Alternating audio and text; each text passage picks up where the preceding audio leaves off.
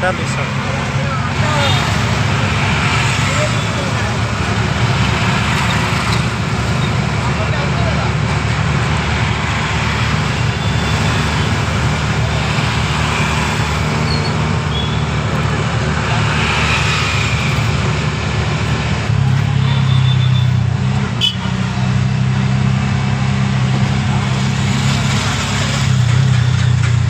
ఇది మేడం మా ఆటోల పరిస్థితి.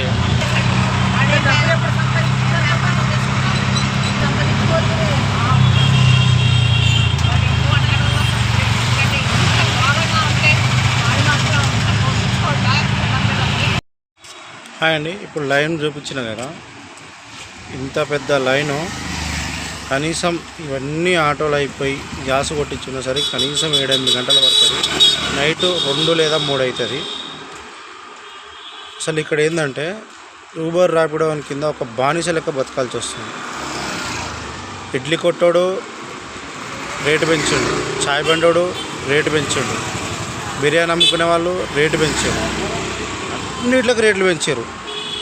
ఒక్క ఓలా ఊబర్ తప్ప అన్నిట్లకు రేట్లు పెంచారు. వాని కింద బానిసలకు బతికిస్తున్నాం. మనం కూడా వాని కింద బానిసలకు బతుకుతున్నాం. కనీసం ఒక్కరు కూడా ధర్నాలు చేసారు నిన్నమన్నా. కానీ ఇప్పుడు రేట్లు పెంచండి, గ్యాస్ రేటు పెరిగింది దొరకట్లేదని ఒక్కరు కూడా ధర్నాకి రావట్లేదు.